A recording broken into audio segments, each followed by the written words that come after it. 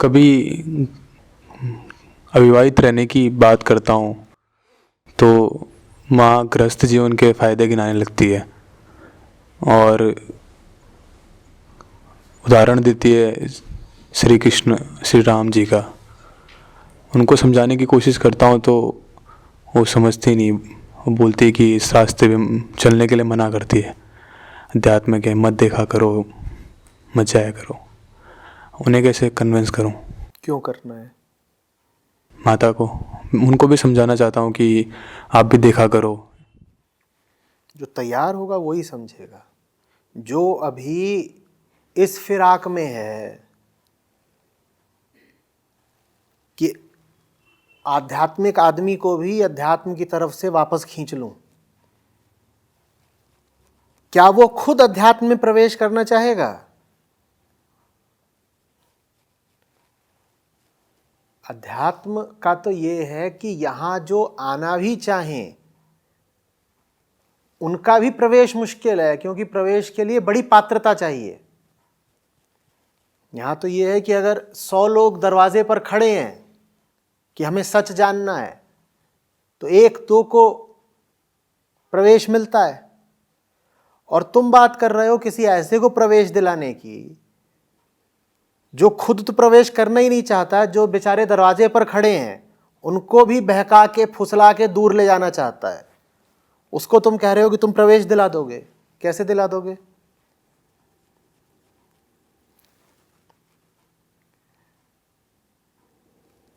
जो इल्जाम तुम मां पर लगा रहे हो ना,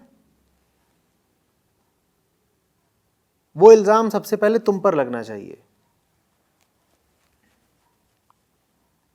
और तुम हारोगे। तुम कह रहे हो कि मां मायाग्रस्त है।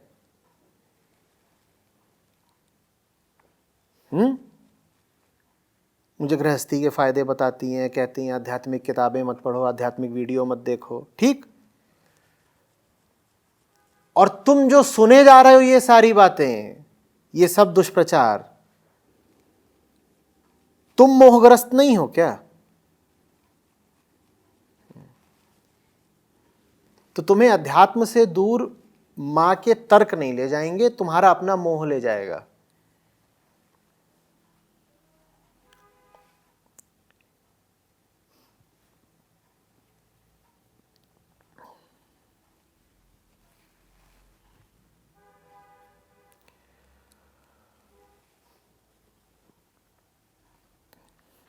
जिसका भला करना चाहो उसका भला करने का एक सूत्र समझ लो। अगर किसी का भला करना है तो बिल्कुल वैसे मत रहो जैसा वो है। जिसका भला करना चाहते हो उससे पूर्णतया भिन्न होना पड़ेगा।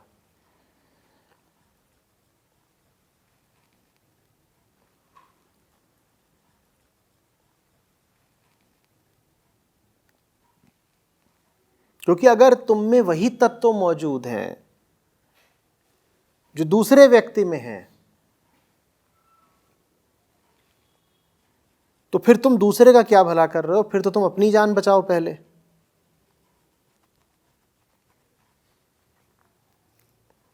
डूबते हुए को दूसरा डूबता हुआ बचाएगा या वो बचाएगा जो तट पर खड़ा है? डूबते हुए को दूसरा डूबता हुआ बचाएगा या वो बचाएगा जो नाव में बैठा है? डूबते हुए को डूबता हुआ बचाएगा या वो बचाएगा जो तैरना जानता है? बोलो, भिन्नता आवश्यक है ना। जो डूब रहा है तुम बिल्कुल वैसे ही हो, उसी के जैसे हो, तो तुम उसे क्या खाक बचाओगे? और तुम में तो बहुत सारी बातें वैसी ही हैं जैसी अपनी तुम माता जी की बता रहे हो।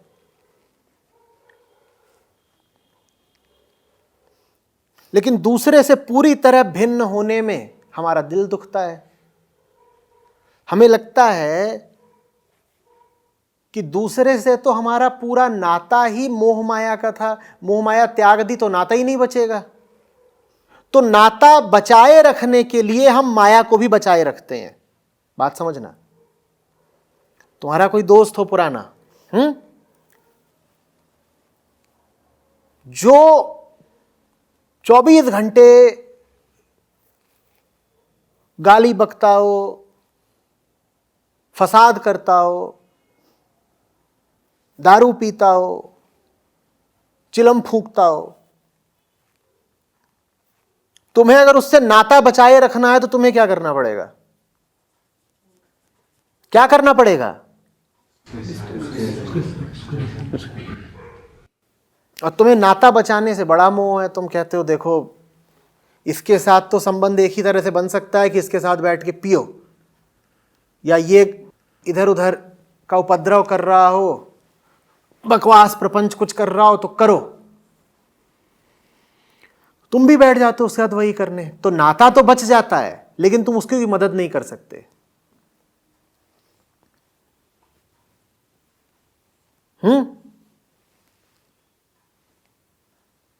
जो बैठ करके दारू मुर्गा पेल रहा हो, तुम उसके साथ बैठ के दारू मुर्गा पेलने लग जाओ तो तुम उसकी मदद कर रहे हो क्या? कैसे कर लोगे? लेकिन हमारे तो रिश्ते ही सारे ऐसे हैं। जहां तुमने दारू छोड़ी, मुर्गा छोड़ा, तहां तुम उसके साथ बैठ ही नहीं सकते। तुम उसके कमरे में घुसे नहीं कि वो सबसे पहले बोलेगा आजा भाई मुर्गा। अब ऐसे ही हमारे सारे रिश्ते होते हैं। रिश्ता बनाए रखना है तो मूर्खता बनाए रखनी होगी, रिश्ता बनाए रखना है तो माया बनाए रखनी होगी।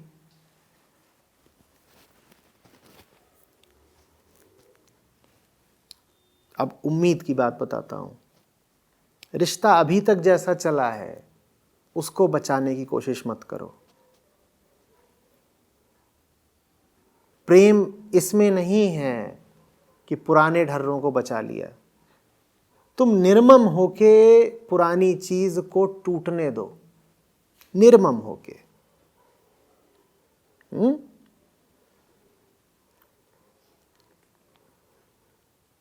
कुछ नया अपने आप आएगा। पुराना जब टूटेगा तो तुम्हें ताकत दे जाएगा कुछ नया कर पाने की। लेकिन जब टूट रहा होगा पुराना, उस वक्त तुम्हें नया कहीं से भी दूर दूर तक दिखाई देगा नहीं, तो बड़ी निराशा होगी। और यही बात कृष्ण कहते हैं ना भगवद गीता में भी, निराशी निर्ममो भवति। निराश हो जाओ, निर्मम हो जाओ।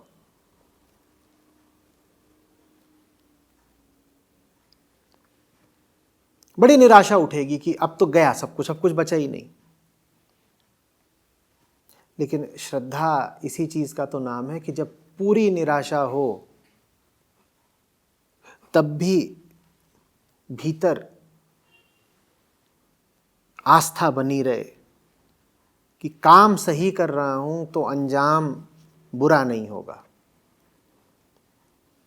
ठीक है, पुरानी चीज टूट रही है, टूटे। इस वक्त तो यही लग रहा है कि पुरानी चीज टूटी तो सब नष्ट हो जाएगा, नए की कोई आहट नहीं है दूर दूर तक। लेकिन नया आता है, नया स्वतः आता है। तुम पुराने को जाने तो दो। आधा अधूरा अध्यात्म नहीं होता कि आधे अंदर आधे बाहर।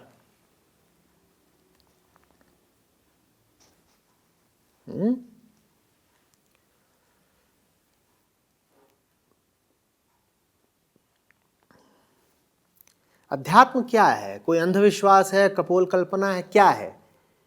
जब कोई कहे कि मेरे दोस्त यार, पति पत्नी, माँ बाप, परिवार वाले, कोई भी लोग मुझे अध्यात्म की ओर जाने से रोकते हैं, तो मैं पूछ रहा हूं वो तुम्हें किस ओर जाने से रोकते हैं? अध्यात्म माने क्या? अध्यात्म तो विज्ञान है। अध्यात्म तो सवाल पूछता है। अध्यात्म तो वही चीज है मन के जगत की जो चीज बच्चों को कक्षा 4 से लेकर कक्षा 12 तक स्कूल में भी पढ़ाई जाती है। नाम है विज्ञान।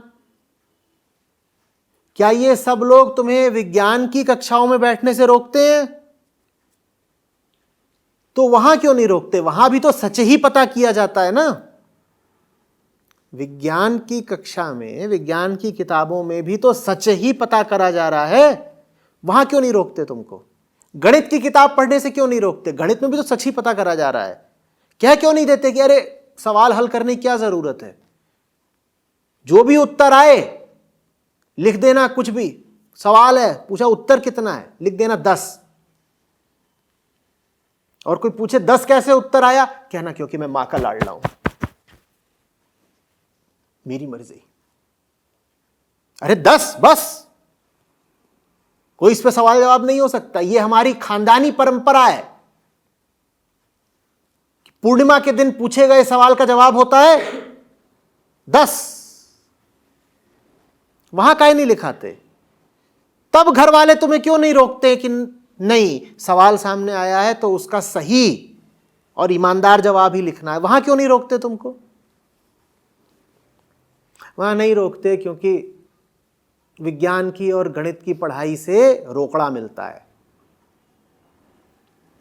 अच्छे से तुम पढ़ लोगे विज्ञान वगैरह तो क्या पता किसी अच्छे इंजीनियरिंग कॉलेज में घुस जाओ,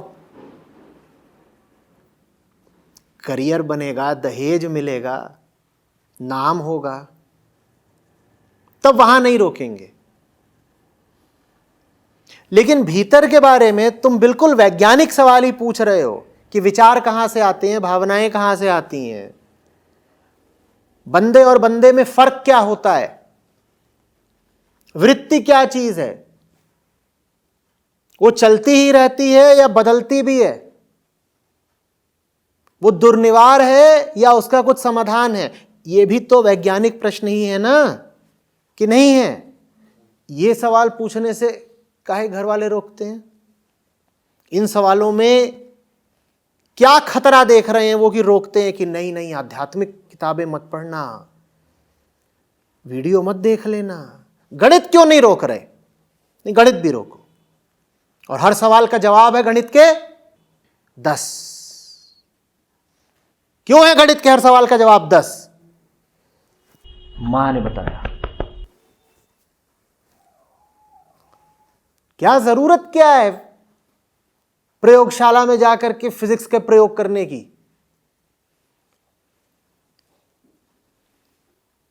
पेंडुलम का टाइम पीरियड निकालना है, कैसे निकालेंगे?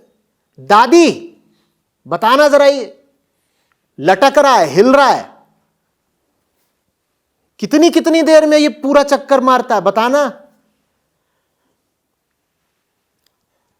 दादी पीछे से बेलन फटकार के बता देगी कुछ भी। कह दो बउआ पौन घंटा, तुम लिख देना टाइम पीरियड पौन घंटा। ये 2π√L/G, ये मूर्खता की बात है। जरूरत क्या है?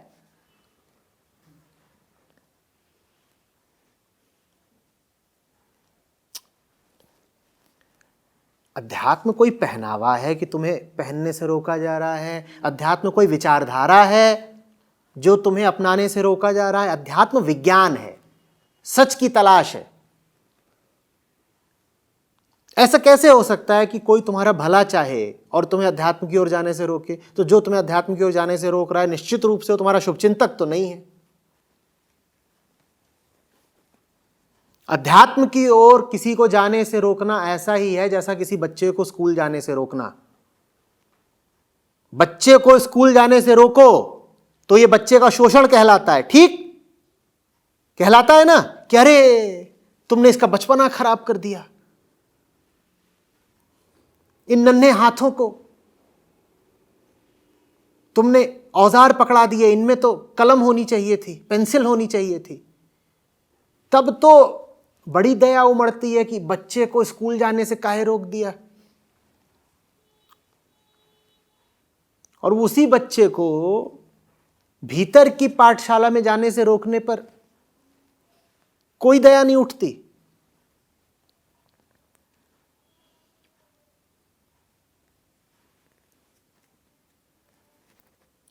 और याद रखना, भीतर का विज्ञान जिसने नहीं पढ़ा है उसकी दशा उससे भी ज्यादा बुरी होती है जिसने बाहर का विज्ञान नहीं पढ़ा है। ऐसे का तो एक बारगी फिर भी काम चल सकता है, जिसे दुनिया का ज्ञान थोड़ा कम है, क्योंकि दुनिया का ज्ञान तो अनुभव से भी मिल जाएगा, लेकिन ऐसे का काम नहीं चल पाएगा जो अपने बारे में अनभिज्ञ है। तो किसी को जीवन शिक्षा से वंचित करना उसके खिलाफ बड़े से बड़ा अन्याय है।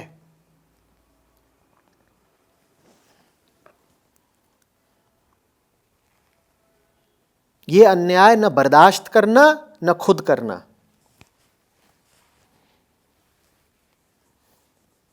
लेकिन यह अन्याय करने के लिए हमारे पास वही कारण और वही तर्क होते हैं जो किसी शोषक ढाबे वाले के पास होते हैं अठन्नी और चवन्नी से काम कराने के लिए।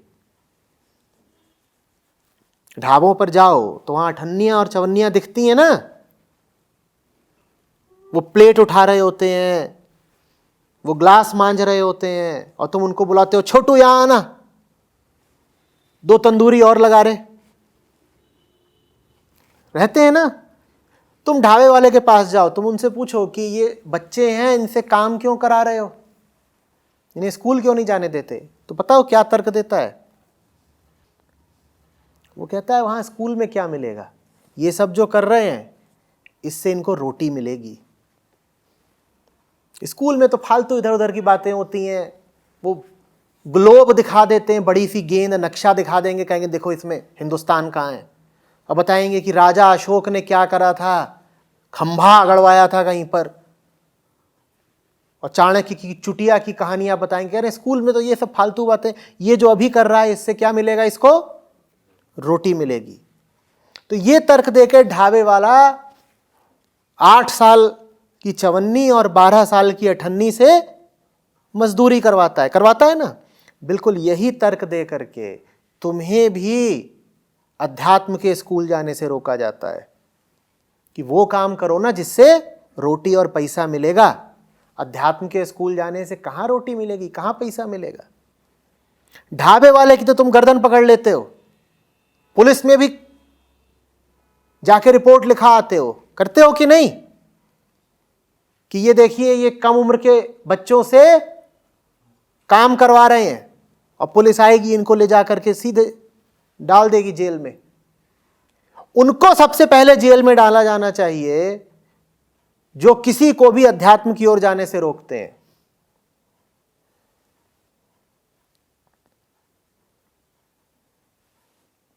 तर्क दोनों का एक होता है, ढाबे वाले का भी और ये घर परिवार यार दोस्तों का भी, सबका एक तर्क होता है। कहते मिलता क्या है यार, ये मिलता क्या है, ये तो 3 घंटे तक बैठ के आया, मिला क्या, मिला क्या। ठीक यही बात ढाबे वाला बोलता है, क्या मिलेगा स्कूल जाके, वहां जाके टाइम खराब करता है, रोज 6 घंटे बैठेंगे वहां, पता नहीं फालतू अ से अनार, या अ से अनार सीख के क्या मिलेगा इसको।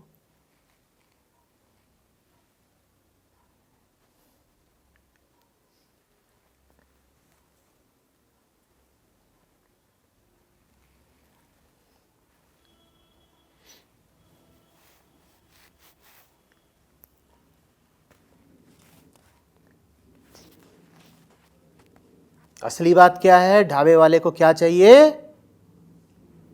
मुनाफा। उसके अपने मुनाफे पर चोट पड़ रही है, वो इसलिए अठन्नी चवन्नी को स्कूल नहीं जाने देता। इसी तरीके से जो लोग तुम्हें रोक रहे हो अध्यात्म के स्कूल जाने से, समझ लेना उनके अपने मुनाफे पर चोट पड़ रही है, इसलिए वो न तुम्हें आध्यात्मिक किताबें पढ़ने देना चाहते हैं, न तुम्हें किसी तरह के आध्यात्मिक संवाद में बैठने देना चाहते हैं। आ रही बात समझ में? ये मुनाफे पर चोट पड़ने की बात है, इसमें कहीं से भी प्रेम का कोण नहीं है।